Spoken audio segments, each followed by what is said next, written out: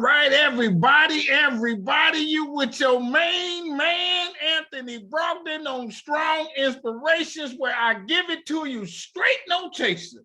Let me tell you something what I do to intoxicate your mind with this Black history. I put a little bit of ice in it if you want ice. I put some lemon, some lime, some orange, some whatever fruit you want, and I make a drink that these people will give it to you that will intoxicate you, not give you no DUI, but enough to make you feel better. And you know who's doing it? I'm like the guy who come up with it, and I let my guests make it happen. I'm so excited. Let me tell you something, my friends. I'm tripping. Let me tell you, yesterday I got a phone call from Frederick Douglass, you know the name, his great grandson, who is also, that's 3 greats, and 2 greats, the grandson of Booker T. Washington. Because what I gather happened is Frederick Douglass's great grandson married Booker T. Washington's great granddaughter. And this guy called me. I reached out to him. He called me off the cuff, and he said he'll come on the show. Y'all need to watch this. Now, did y'all see the one I did with Madam C.J. Walker's great-granddaughter? It's on the show. Just go to Strong Inspirations and look down the list of videos. How about this? Did y'all see the one of the 2 great-granddaughters who their ancestor, when he was a slave, he was a talented guy working with the metals and that kind of thing. And when he got his freedom, he started a car manufacturing company called the Greenfield Car Manufacturing Company. Did you see the video I got on the channel with the guy whose great uncle was a lieutenant governor for the state of Louisiana? And what happened was my man was so bad, he put the white guy to make him governor and told the white guy, hey, I'll run as your lieutenant, but I'm gonna control things. The racists got word of it that he was making the white guy step down. He that bad, right? His name is Oscar Dunn. He making the white guy step down, and so they poisoned him the day before he was to take office. My man wrote a book about it. Have you seen that one? I'm gonna keep going, just 2 more. Have you seen the one with the white guy, for lack of a better word of putting it, his great-grandfather was in the KKK, and he believed he killed somebody in that Elaine massacre? Watch that one. The train has left the station, and the lady that's coming on the channel, she's in one of them towns that a lot of stuff happened. She said, we are preserving this history. We want y'all to know what happened. And I know, watch this. I bet you when they tell it how we overcame that. That we don't leave you with, let me just tell you, oh me, oh my. We tell you how we overcame them stories. Hit the subscribe button on Strong Inspirations. Hit the like button on this video. The sister is ready. She came on before I did. She on time, man. You know, sometimes they ain't on time. She on time. Hit the notifications bell, because when I put them up, and I'm doing 4 or 5 of them a week, you want to get notified. You want to like get a ding on your computer, or get electric shock, or smoke signal, or something that Strong Inspiration got some more for you. And then tell somebody about the channel. I had a lady hit me up. She said, if I knew a guy who knew some strong inspirations, I could be interested in him. I said, where you live? Because she's a good looking sister. I said, where you live? Because ain't nothing I can do with it, but dang, we coming at you like that. I'll tell you what else I want you to do is watch my movie. I'm proficient. It took me 2 years to do it. I released it in 2017, and I took it to 40 cities across America on my own dime. It's called Business in the Black, The Rise of Black Business in America, 75 minutes long. You will not go to sleep on this. I'm telling you, it starts and ends with a guy that was 101 years old at the time. And you know, one of the things he said was, you can't tell me nothing. I've been around a long time. It's streaming on Amazon. Read my book. This is how proficient I am. It's called Black Business Book. It's over 200 facts. We list at least 30 business districts that they destroyed either through riots, massacres, or running them freeways through it. We list all the ways slaves gained their freedom, and we tell you about slaves who owned businesses and bought their freedom. I did not know that. I slept on that class, and I was a decent student. Get you a copy of my book, I'll autograph it, and every 10th book I sell, I donate one to a school. And I probably have donated maybe close to about 175 books. I got boxes of them in the basement. I don't need it. I want you to have it. And if you read my book and you know everything in the book, I give your money back. A book with a money back guarantee. Boom, shakalaka, there it is. Now, a couple more things. I got my own festival in Quindaro, Kansas City, Kansas, May 27th through the 29th. I want 1,000 of y'all to come through. I'm gonna make it where you have the time of your life, my friends. I'm gonna feed you, and I'm gonna give you some juices. I can't give you no liquor. You get your own moonshine, but I tell you where to get it from. How about that? We're gonna party in the barn Friday. We're gonna take tours of this area on Saturday and have a picnic, a Black History picnic, where I got speakers telling you, I got a band that plays with a banjo, some hip hop and all that with a banjo. That's gonna be tripped out. DJ gonna give you some of that ragtime and every other kind of music, and we're gonna rock them. Go to the website, businessintheblack.net. I'm gonna be pushing out the flyer and everything in 3 more days. You hear me use this word strong a lot. Strong stands for strength, tenacity, resilience, and a sense of oneness, nobility, and grace. And that is my introduction for my guest today. I have heard, I know, I can feel she's a strong sister. Come on, introduce yourself. Thank you for being on Strong Inspirations. Well, hello there, Anthony. Thank you for inviting me. I'm Gwen Harmon. I am the manager of the Smith Robertson Museum and Cultural Center, and we bring you greetings from Jackson, Mississippi. Jackson, Mississippi. I was telling her the other day, I haven't been to Mississippi, but I know it's got 2 S's. It's got 4 S's and 2 P's. With some bunch of eyes. There you go. That's that Mississippi. Now, hold on. Before we get to the story, my sister, yes. I got to ask you a couple questions about yourself. Are you from there? Actually, I am. I'm a Mississippian by birth. I was born and raised about an hour from Jackson. I left high school and came to Jackson State University. I love it. So made Jackson my second home. So yeah, I consider Jackson my home. I lived here, worked here, started my career here, and ended up leaving to move to Washington, D.C. to work in the federal government in the early 90s. And after that, I kind of hopped around a little bit. I moved, lived in Memphis, Tennessee, Chicago, Florida. But I've never left my Mississippi roots. I always make a circle back to the South some kind of way. I love it. So I left Florida about 8 months ago and came back to Jackson, Mississippi. I love it. Now, let me ask you, how did your folks, is that where your folks began in Mississippi? I mean, when I say began, I'm talking about the plantation dimes and all that kind of stuff. Yeah, I was born in a county called Montgomery County, or Wynonna, Mississippi, which is about an hour and a half of I-55 north heading towards Memphis.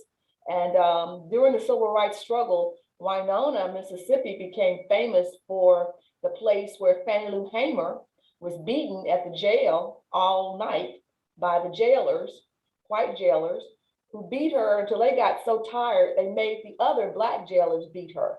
What? Oh yeah, so Wynonna was famous for that part of the ugly history of the civil rights struggle with Miss Fannie Lou Hamer. I actually went to high school with some of her nieces. So that's a strong story about the history of the movement as it applies to Wynonna, Mississippi. Okay, look, why did they do her like that? What was she doing? It was a part of the integration effort for the public buses. So if they were doing the bus station integration, they would get off, the students, Black students would get off at certain bus stops, Greyhound Trailway, those bus stations, and there was a bus station in Wynonna. And when they got to that particular bus station, the students and Ms. Hamer, the police were waiting on them. You know, you're not supposed to go into the white waiting room. There's a colored waiting room and a white waiting room. And the Black students would go into the whites only section of the bus station. And after they did that, they arrested her and a couple of other young women immediately and took them to jail. Now, is that really the Freedom Riders? No, Freedom Riders were a bunch of students who were part of the bus movement that went all over the state, all over the South. They covered Mississippi, Alabama, they covered that whole trek. And they had a caravan of buses, you know? And so the Freedom Riders, they would get to these certain cities in Birmingham or in Jackson, and they would get off their buses to go in and sit down at restaurants, go into libraries. So the Freedom Riders, that's what they did. They just rode for freedom all over the South, and there was hundreds of them. Now, Jackson, Mississippi became famous for the Freedom Riders movement because when the Freedom Riders came into Jackson, Mississippi and got off of their buses, they were also arrested. Immediately, hundreds of them were arrested. And instead of being taken to the city jail or the county jail, they were taken to Parchman Prison, which is in the Deep Delta. It's one of the most notorious prisons in the whole history of incarcerated individuals. In the Deep Delta, it's when you drive to Parchman, all you see is cotton fields. And the Black prisoners who were dressed in a striped uniform, the chain gangs. And they put these young students who were 15, 16, 17, 18, and 19 years old in Parchman on death row. That's where they were housed in the jail. So that was a part of the Freedom Riders movement. Yes. Now, let me see this. To me, I'm a Northern guy. Everybody, y'all know I'm up here in Detroit. I ain't gonna lie to you. I'd be scared of being in Mississippi. Mississippi sound like it's the worst of them all. Well, is that kind of the case? Alabama, Mississippi, they were all running. South Carolina, North Carolina, it was a race. Yeah. It was a race. The thing I love about Mississippi, and I tell people, because I moved around a lot, and they always say, well, the first thing they always tell me, well, you don't sound like you're from Mississippi. And I have to retort and say, well, how does a Mississippian sound to you? Because you're listening to the wrong kind of Mississippian, obviously. So I don't know if they expect us not to speak the King's English or what's going on with that, but you don't sound like you're from Mississippi, you don't act like you're from Mississippi. What this state has given me, Anthony, is a strong sense of confidence. I know who I am, whose I am, and where I'm going. And what we did in Mississippi that a lot of northern cities and states did not do, we confronted the ugly side of racism face on. We didn't hide, we didn't duck, we weren't afraid of it. Really? So we came out with a very strong sense of confidence, and this is who I am. And if you don't like it, tell me to my face, and I've got something to tell you to your face. So we confront it head on. We confront the ugliness head on. And that's what I love about being in Mississippi, because we've seen it all, heard it all, and done it all. So there's no candy coating the language. We're going to tell you what you're doing and what you said was wrong to your face. Okay. How about this? A couple more on you and your family. Did something happen in your family? Did your grandfather, how did he survive, or your great grandfather survive the Jim Crow and the Mississippi hatred? How did they deal with it? Well, my hometown was a very small community. Wynonna has about 5,000 people in the population. That means everybody knows everybody. A strong sense of community, Anthony. I mean, it was back in the day when everybody on the street knew everybody's children, grandparents. We all lived as a community. We worshiped together. Education was first and foremost on everybody's mind. You know, for the students who were growing up in that small town, as you got ready to graduate from high school, you know, the other adults would say, well, where are you going to college? When are you going to college? What you going to be when you go to college? It was a foregone conclusion that you were going to continue on with your education. I got you, I love it. And that's it. And so we bonded together. I remember as a child that my father was arrested by the local police. They came to the house, and I remember them hitting him in the head with a flashlight. Oh, really? I had to have been 8 or 9 years old, but I remember that distinctly. I remember as a child, my grandmother taught school for 44 years. In fact, she was my first grade teacher. Hold on, let And me I go back to remember your father. So you sitting there crying and everything like that, right? Yeah. Oh yeah. Yeah. It was horrific. It was horrific. They took him to jail. I don't remember what, I don't even know the charge was. I just recall being terrifically horrified to see this silver police flashlight, which is huge. You know, it's not like a regular little flashlight you get at Home Depot. It was like it was like a weapon. It was huge. Yeah, I know. And cracking him across the head. I remember that distinctly. And I remember my grandmother as a teacher who was the matriarch of our family, graduate of Rust College, rode a horse to school every day. That's how much she loved education. We were in a car driving on the highway, and there was a car wreck up ahead. So the state troopers were directing traffic around the accident. And my grandmother asked a very simple question any motorist would ask. And she said, "Officer, what happened?" He looked her straight in the eye and he said, "You black bitch, keep driving." Really? And I was like, he said that nobody spoke to my grandmother like that. And her face, if it's possible that the blood can drain from a person's face, Yeah. I literally saw the blood draining from her face, the humiliation, the anger, all of those emotions. And she left the window up and she never said anything. She drove on, but I never forgot that. I bet. As a child, because I just thought I thought they were supposed to be the good guys. You know, that's how we were trained, you know, authority, right? But that's how much, you know what I think, Anthony, that's how much he feared a black woman who dared ask him the same kind of question a white woman would ask him. So did you go to a segregated high school and all that? My high school integrated my 9th grade year. Understand now, this was 10 years after Brown versus Board of Education. Yeah. So with all the liberal speed was not a part of the language. It took 10 years after Brown versus Board. So I was in 9th grade and we integrated for the first time as a 9th grade student They came to your school or you went to their school? We had, our school was the biggest, the black schools. So everybody came to our school, but there were so many students, they had to knock walls out of the classroom to be able to hold the entire classes.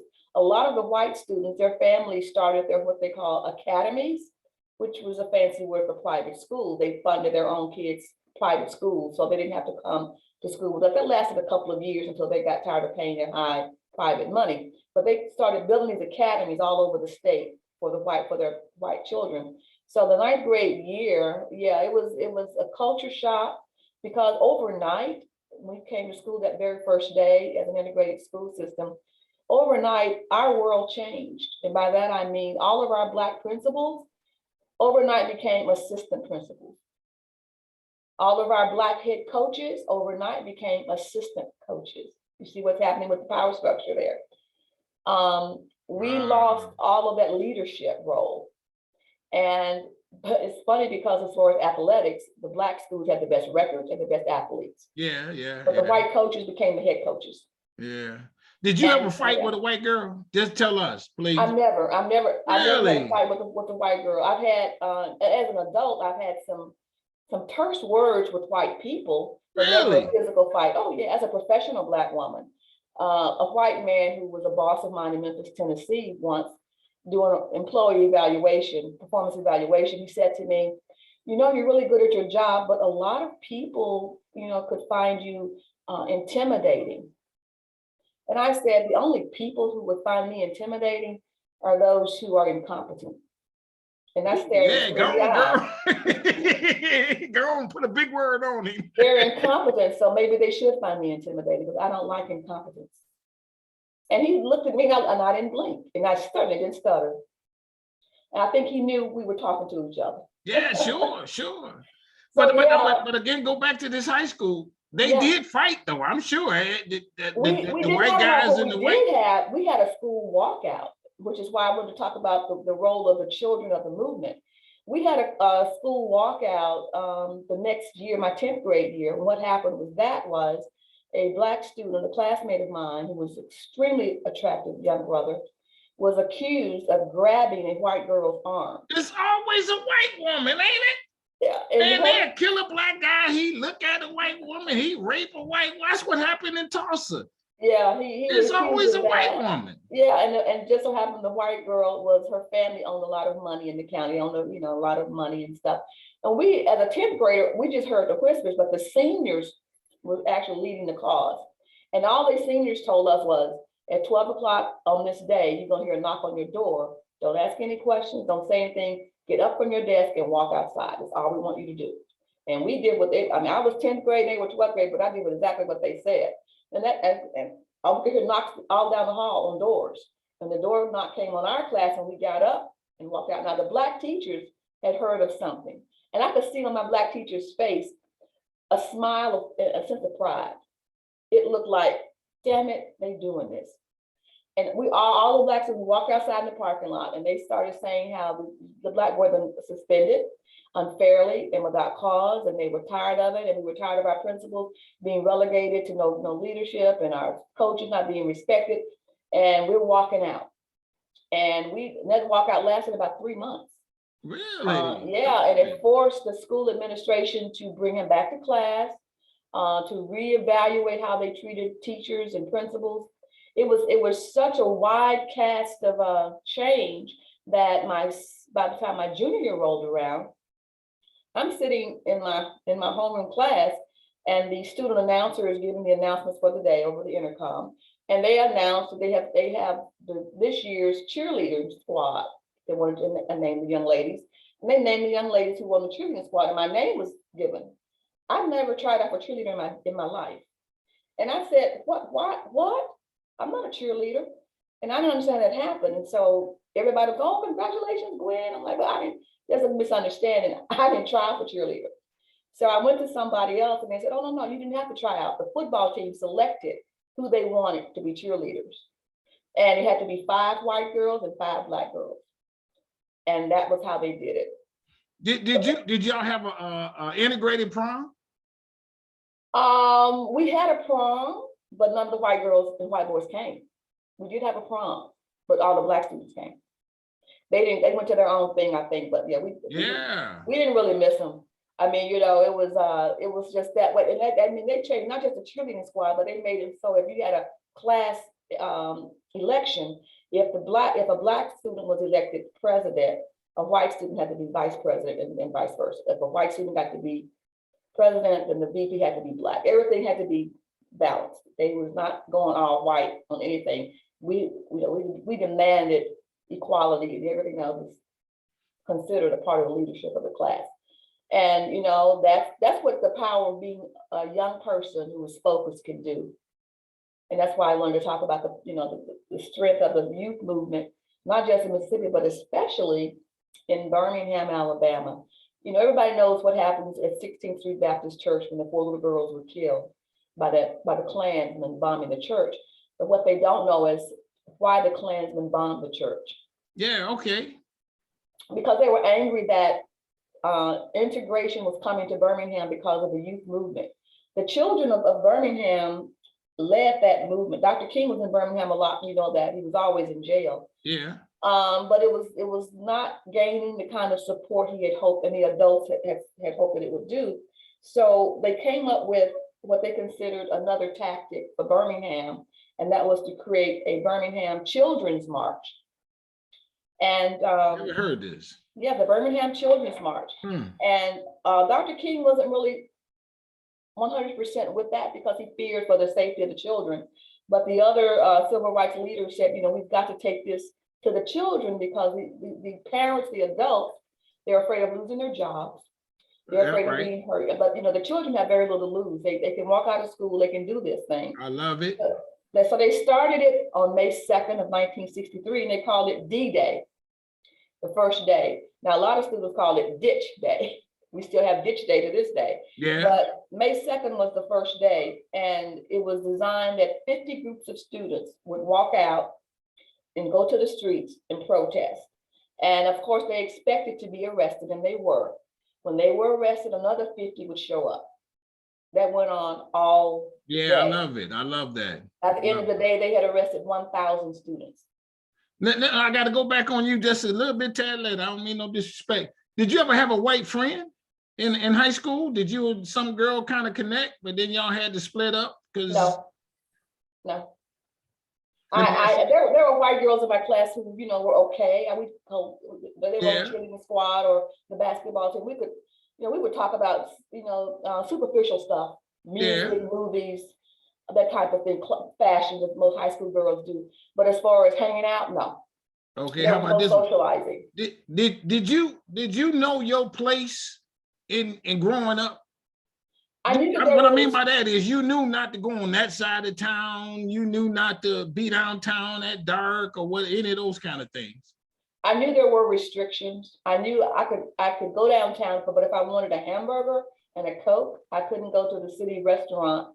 I had to go to the back door and order my food because we weren't allowed to go inside and have a seat inside the restaurant. Ooh. Yeah. You know what now? That restaurant's been gone for over 30 years. It's shut down and it's never come back. Do you know anybody who picked cotton? Yeah, my family picked cotton. My grandmothers picked cotton. I picked cotton, but it was, for me, it was because I just wanted to do it. You know, my family owned land in that neighboring county, and they owned land with lots of cotton fields, and that's how they made their money. So during the summer months, I would go what we call to the country or to the rural parts of the property where another grandmother lived, and other farmers had cotton, and I wanted to go because the kids in the community were going because they had to. Their fathers owned the fields, so they would go during the summer to help, you know, pick the cotton. And I want to go, so my grandma said, "Okay, well, you know, you got to get up at 5 o'clock." I said, "Okay."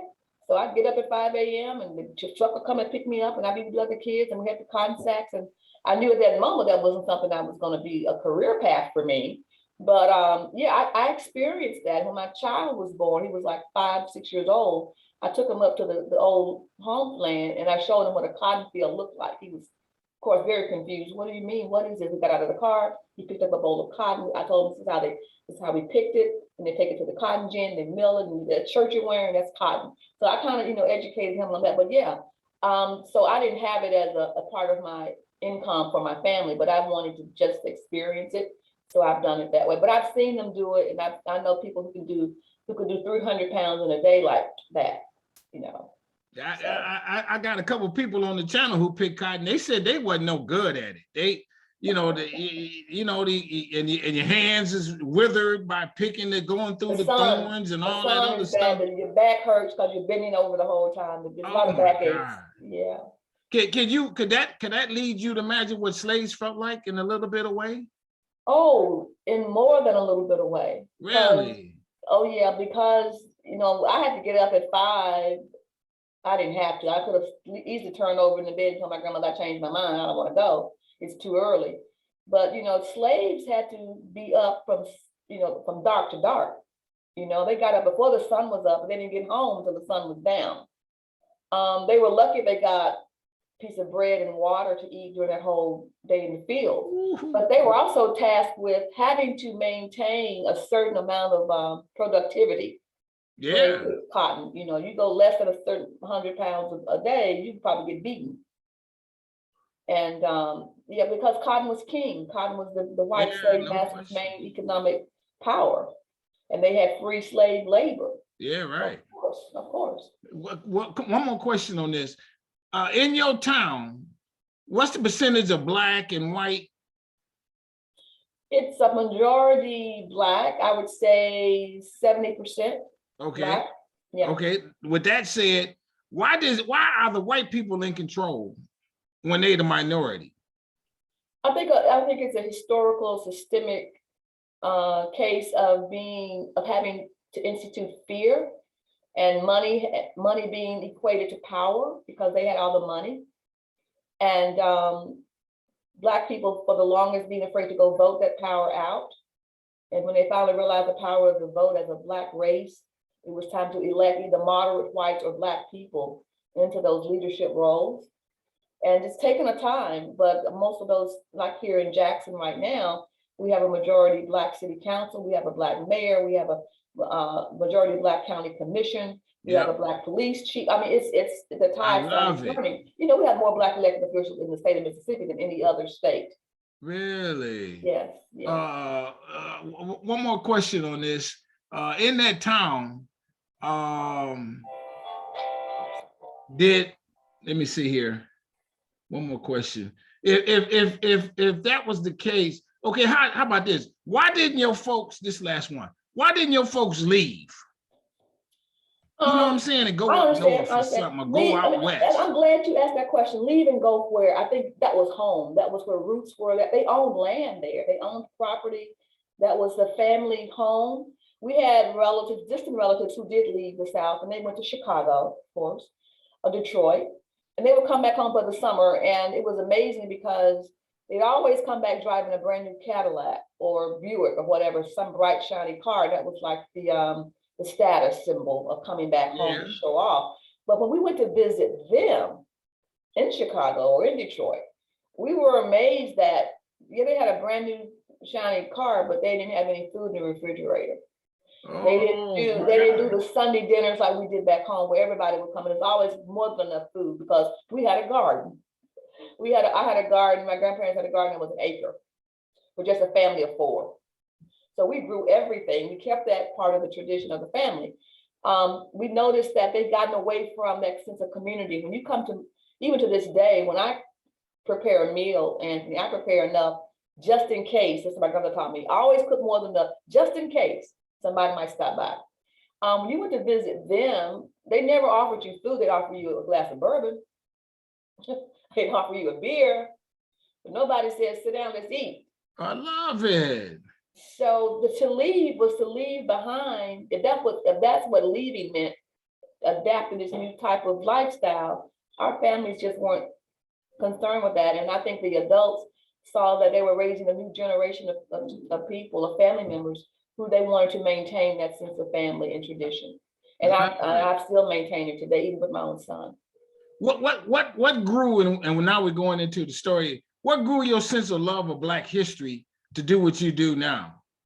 Oh my goodness, you don't have enough time in your show. You know, I grew up in the Baptist church religiously. I mean, I was a youth Sunday school teacher as a 17-year-old in the church choir. But I always, and it lasted all day? Yeah, just about. And then except those Sundays when there was dinner on the ground, you know, we used to have dinner outside in the summer and the spring, everybody would eat.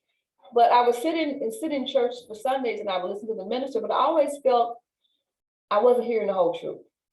I just always felt there was a message that was missing me because I didn't get it. I didn't get why the sisters were shouting, and when the moment they started shouting, the message was over. It was like a theatrical production to me. And I was hungry for something more. So I was an avid reader. I would read the Bible, and I would try to research things in the Bible to see about our people. Because my question was always, where are my people in the Bible? Where are our people in the Bible? I wanted the preacher to talk about that. I think I was thinking ahead of my time, even back then in the 60s and 70s. But I was like, I want to know, why are we suffering so today? And if Jesus loves us all, how come he hasn't come to rescue us? And why do we always get the short end of the stick? Where are people in the Bible? I mean, they said Jesus has hair like wool and burnished feet. And that sounds like a Black man to me. Why don't they talk about that? And so and going to college opened up that whole realm of learning more, because I got to meet older people who were students. I met Vietnam veterans who would come back from the war, who would talk to us. And I met professors who were much more well-versed in the history of the Black people. And that was when I started saying, I need to connect our history with our real history, who we are as a people. And that helped me to love my people even more. And I've always felt that we really knew deep down in our hearts and soul who we really are as a people, we would love each other more, and we would be further along than we are. And maybe that's why the truth was held from us. I love it. So everybody else didn't even know who we are, but us. Yeah. So now you are at a museum? I'm at a museum. This is dig this. The Smith Robertson Museum was not always a museum. It was the Smith Robertson School, which was founded by a former slave in Alabama who came to Jackson after the Civil War. This Black man came from Alabama, came to Mississippi in Jackson, became the first Black alderman named by the mayor for the city in the 1800s. And in 1840, that's during Reconstruction. Yes. In 1849, he opened his own school to educate Black students who could not go to school here in Jackson. And he started the Smith Robertson School. One of our most renowned pupils during that period was the renowned author and writer, Richard Wright. Richard Wright was one of the students here at the Smith Robertson School. Ooh. The same one that did Black Boy, Native Son. So now the school goes from what grade to what grade, that kind of thing? Those the first two are ninth grade. Richard Wright was in eighth grade, and he was named this class valedictorian. And he did his first public speech as valedictorian. And Richard Wright's life was very traumatized. As a young boy, he saw his uncles murdered by the Klan in Arkansas. His mother had a nervous breakdown, and he and his younger brother were put in an orphanage. The father had left the family, and so whenever his mother would feel better, she'd get out, but they'd move. They moved from Memphis to Helena, Arkansas, to Jackson. They moved all around the South. And when they got to Memphis, he said that was the first time he'd gone to a single school in 1 year. He had completed a complete year here. And his teachers saw the brilliance in him everywhere he went.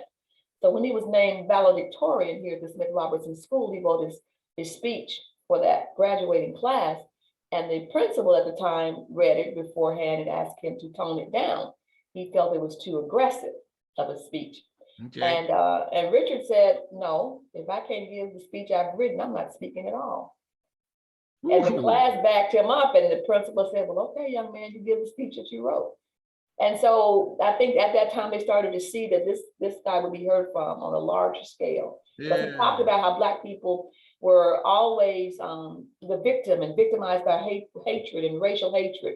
He talked about those things growing up, being a Black boy in the Deep South, what he was tired of and witnessing things, and the equality, how equality was just not a thing that we should lie down for and accept. We should rise up. Yes. So he lived here until he realized he thought America was never going to change.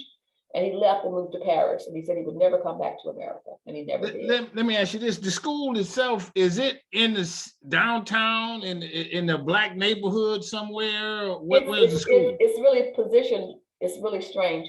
We're in the middle of the state capitol on one side, and on the other side, we're right in the middle of Fair Street, the historical Black district, which used to be the business district of the city for Black businesses and restaurants. So Fair Street is like every street in Black America. You've got your Beale Street in Memphis, you got your Bourbon Street in New Orleans, you got that was the hub of the Black business community. So we're in the middle of that. So we're considered a downtown venue. So it became a museum in 1984. And so the museum itself, it chronicles what are some of the exhibits and that kind of thing. Oh, sure. Yeah, it chronicles primarily the movement as it affects Mississippians. We tell the Mississippi story, in particular the Jackson, Mississippi story. We talk about, of course, how this became a museum. We right now we have a gallery exhibit focused on the women of the movement who were part of the Freedom Riders movement. We have their names and their faces and their quotes in these two galleries. I think perhaps the most impressive part of our exhibit is From Africa to Mississippi, which chronicles the slave trade movement and how it impacted Mississippi. Natchez, Mississippi, which is about an hour and a half from Jackson. Right. At the height of the slave movement and the slave trade, Natchez was considered one of the most influential slave ports in the country. Really? Yeah. And then from there, you go down the hallway and you learn about Medgar Evers, who of course was living here when he was assassinated here in Jackson, Mississippi. Medgar Evers' story. How do you deal with seeing that every day? And let me give you a short story here right quick. When I went to college, I moved into a room with a guy. He was I might have been a sophomore, he's a senior or something like that. And when I moved in the room, he had all these pictures of slaves with chains around their neck, them little small pictures, them 8x11s or something like that. He had about 20 of them up on the wall. And I told him I couldn't see that every day, man. But that was his motivation. Yes. How do you deal with this every day? I mean, you telling these stories. Are you immune to it or something like that? Anthony, what you ought to do is when you see an image like that, you ought to at that moment say a silent prayer to the ancestors and say, because of you, I'm here. Because you did this, I can do this. So it's an inspiration and it's motivation for me because I know that they are saying, look at my child. This guy got a YouTube channel, whatever that is, but he's talking to people all over the country, all over the world about our ancestry, about our history, and more importantly, about the hope for the future. Yes. That's all they've ever wanted from us. They didn't want riches and gold and, you know, $1 million mansions. They wanted us to know who we were and to help each other up and to hold on to each other and keep the community strong. So Yes. look at it and just look for yourself. I love it because I can look for myself in those pictures. And when I see a Black woman in chains, you know what comes to my mind? The day that that white racist cop called my grandmother a Black bitch. And I said, you know, it went from there to me. Are there in your museums, and I'm sure there are, some success stories? And what I mean by that is some guy who owned the confectionery store, the grocery store, or is there a successful Black businessman that you all chronicle? Not in our chronicle, but we've had traveling exhibits. In fact, we just did one last year on the history of Theyre Street, where we talked about the Black business owners who were in Theyre Street in its heyday. And Theyre Street still has Black business owners today. Yeah. And they have Black restaurants, and they do things here at the museum. They'll come and they'll cater an event, or they'll participate in a film screening or town hall meetings. And the museum is considered like the safe space for this community. People come here, they do book signings, they do lectures, we have class reunions here, family reunions here, where when families come through, they get to go through with their grandkids who don't know the history. And I love that kind of the tour more than anything, because I stand back and I watch them interact. When a grandchild asks the older person, what does this mean? And grandma, was you arrested too? And how come they was mean to Mr. Evers? That's how you create the community, just a simple dialogue. Yeah, I tell these kids when they come for the school tours, if you're blessed enough to have your grandparents still alive, when you leave this museum, please go home, sit at their feet and let them tell you the history of your family, the history of your community, and ask these questions. And remember, if you have to write it down or use a recorder, remember it so that you can share it moving forward. I love it. Has Jackson had a remembrance project, you know, where they tried to bring the races together to, I don't know, reconcile might not be the right word. You know how they have these remembrance projects around the country. Has that happened there? It has not happened here. To be honest with you, it probably should.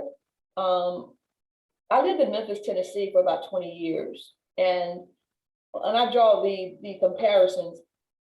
Memphis is a town that's far more based on racial divide than Jackson. And I don't know how they can get over. I think for me, Black Memphians still can't get over the fear and the hurt that Dr. King was killed in their city. Really? And it's almost like a sense of, well, you know, the last time we stood up for something, you see what happened? So let's just go along to get along. Let's be quiet. But everything that comes up is racial. I mean, if you go to the ice cream store, you get vanilla, they'll say, how come you didn't get chocolate? You got Black people more than Black people? You know, it's that kind of, I'm like, I just had a taste of vanilla, I'm sorry. But in Jackson, even though Medgar was murdered here, because it was smaller and everybody, when the King was not from Memphis, that's one thing. But Medgar was a home guy. His family was here. His home was here. And they rallied around his family after his death. We've never stopped healing as a community from day one. And I think Medgar's death gave people the energy to fight on because his widow was here. So we still have people, we had boots on the ground. Whereas in Memphis with King's murder, you know, Andy Young and Jesse Jackson, and they were from all over the other places. Yeah. There was no sense of homegrownness. But here we've not had the Black and white races come together as a reconciliation to talk about what's going on. Like I said, it's just always been out there in the open, and when something happens, we just say it out loud, well, that was racist and you were racist. Yeah. And they like, no, I'm not. Yeah, you are. You know, so, and we just kind of deal with it day to day, right there in your face as it's happening. A couple more questions. You know, they got this term, and I don't know where it came from, this critical race theory term that they're using now. They don't want to teach it in the schools and what have you. I don't know if that's going to filter down to say we're going to close Black history museums, but then does that help the museums play a bigger role? Because they're not teaching it now, that maybe some school districts are now relying on the museums to help fill that gap. It should. We have Black museums and history museums this is an opportunity for us to actually work with the education system. In Memphis I worked at the National Civil Rights Museum, And years ago, educators were coming with their classes and they said, we're not teaching this. We need to, we have to, can you help us? So we had staff that actually helped them to develop a curriculum. And now the critical race theory, it's nice, fancy, smooth sounding words, but to me, it all comes across as just denying the truth. That's right. If you just teach the truth, baby, it's critical. That's just right. Teach the truth. And that the truth is we all know now who Christopher Columbus really was and what he was. That's right. That's right. We all know now how strong the Ku Klux Klan still is today. They just don't wear the robes, they wear shirt and tie. That's right. We all know what's going on in this country right now with jurors who are still being picked who are all white. Yep. When it comes to a racially sensitive case, we're looking at 2 cases right now. The world, That's right. the That's country right. That's is on right. edge. So it's critical and it's the truth. And if we just teach the truth, that's all we got to do. This history of this country has been documented. There's no need to deny it. Let me ask you this. Has a white person who's come through the museum, let's say, and I'm sure you get quite a few of those visitors, have they apologized? No. No, I've not heard that. I saw much more of that when I was working at the museum in Memphis, because it's a much more emotional toll. I don't know if you've ever been to that one, but one of the main exhibits there is you get to see room 306 where Dr. King was staying the day he was assassinated. You get to see the balcony where he was actually shot and died on the balcony. Right. When they get to that point, they would actually be in tears like they were at the funeral. They would be blubbering, and just crying and holding on to each other. But that some sense of sadness, and I didn't do it, but I know my family was probably one of those racist families back in the 50s and 60s. But I'm so glad my children, they're saying my children are taught to love and we don't see race. And I stopped them. I said, we're not asking you to apologize. We're asking you to recognize. There you go. And and to say you don't see race to me is denial, because not seeing race means you're not seeing the person, the whole person. I'm a Black woman. I don't need to apologize for that. And you don't need to ask me to. It's like I don't ask you to apologize for being a white woman or a man. That is who you are. Are you a good white woman or a man? Now that's where we start doing the difference. Yeah, I got you. That's something you can control. You can't control your skin color like I can't control mine, but your morality as a person, you can control. A couple more came to mind. Do you all celebrate Juneteenth? Is that any other Emancipation Day and any other festival day in Jackson for recognizing something that they might not celebrate somewhere else in the country? Yeah, Juneteenth was my first Juneteenth was this year. I had just been here a month. So yeah, the whole city celebrates Juneteenth. Here at the museum, what I did was open up the doors for free. Anybody that wanted to come on that Saturday could come for free, and they loved it. They never had that before, because we want everybody to learn the history. So yeah, the city of Jackson itself is a strong community of Juneteenth festivals, celebrations. So yeah, we recognize it. All the City Hall mandates it. So yeah, it's a part of our history, and we talk about that. Absolutely. Yeah, I love it. Now, what's the well, hold on before I say, is there a question that I have not asked you? Something that you want to share with us? I'm sure you're going to get around to it, but maybe you would want to know what your viewers can do. Yeah, exactly. Moving forward. Yeah. And that is take a lesson from our past as a people. We're talking about the critical race theory. Don't rely on your oppressors to grant you freedom. Don't rely on the system that has oppressed you to take the shackles off and say, okay, now we're going to be honest with you. What this history has taught us, if anything, is that we have to be more resilient and our own heroes. What's the website for the museum? You can visit our website through the City of Jackson website, cityofjackson.gov. Just come to our website and you can look. And we honor. What's the name of the museum again? Smith Robertson Museum and Cultural Center. Smith Robertson. 2 words. His name was Smith Robertson. It's the slave that founded the school. So Mr. Smith Robertson was his name. I love it. I love it. Hey, everybody, this is what I do here, Strange Inspirations, man. I find these people who are nice people, they conscious people, they go-getters, they phone rings because there's somebody got something to say to them. Well, if I could say one more thing, the power of youth. We saw Black Lives Matter and the Me Too movement and all that, but let me just talk about 2 minutes. Yep. The power of Black students, Black youth who are organized, who are trained and who are focused. This is what you can accomplish. During the civil rights era, when we saw Rosa Parks and the bus boycott of Montgomery, that movement took 13 months before buses were integrated. 13 months.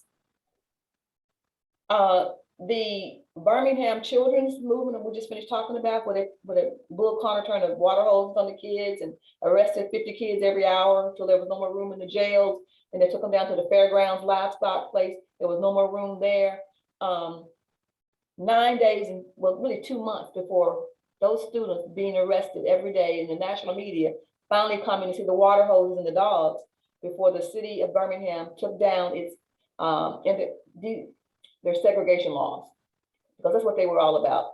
So they took away the segregation laws. You could go to the restaurant, you go to the library, you go to the movie theaters. That was 2 months. The lunch counter movement, where we were boycotting the lunch counter sit-ins, the Woolworths, you know, the college students were doing that all across the country. 2 weeks before victory. 2 weeks, because they didn't just run out there by themselves. They worked it as a community. Yep. Everybody knew what to expect. Yes, you're going to get beaten at the lunch counter. This is what happens when they start hitting you. When you fall to the floor, you cover your head, you cover your midsection, because they're going to be kicking you. When you are taken to jail, don't be afraid, we're coming to get you. It was such a powerful young movement that a lot of kids, for the first time in our community history, we defied our parents, because our parents didn't want us to participate. They were afraid.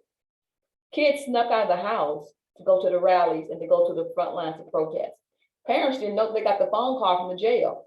Mama, can you come and get me? I'm in jail. So it was the first time as a generation we defied minding our parents, because we knew we were doing it for the right reason. Love it. That's what I want your readers to remember. There you go, everybody. Now that's going to be the last word, because I find these intelligent, smart, conscious, God-fearing, history-preserving experts, historians, genealogists, all these things rolled in one in my guest who want to tell this. Thank you so much for coming on the channel. Everybody hit the subscribe button. It's free. I don't ask no information. All I do is, all it does is let me know you like me. I like you already, because you're watching me, and ain't nothing you can do about it. Hit the subscribe button. I want to be at 5,000 subscribers by the end of the year, and I got a long way to go. Watch my movie, read my book. Go down to that museum. Make that be your vacation spot. Yes. Matter of fact, I'm coming down there at some point, and I want to have y'all come with me. We're going to figure this out. I ain't been to Jackson. I ain't been to Mississippi. I was close one day, but didn't get there. Bad traffic or something like that. But that's another story, everybody. I ain't scared. They got beautiful people down there, like my guest. And to you, my sister, I say this with all sincerity. Stay strong, stay safe, stay on your grind. I love what you're doing. You hanging down there. You've been all over the country, and you went back home. Yeah. And now you back home doing your calling. And to them other people at that museum who's sitting there watching and making phone calls, ooh, y'all jamming, y'all award winners in preserving Black history. Thank you for doing what you're doing. Everybody, with that, I'll say bye-bye, we out. Peace.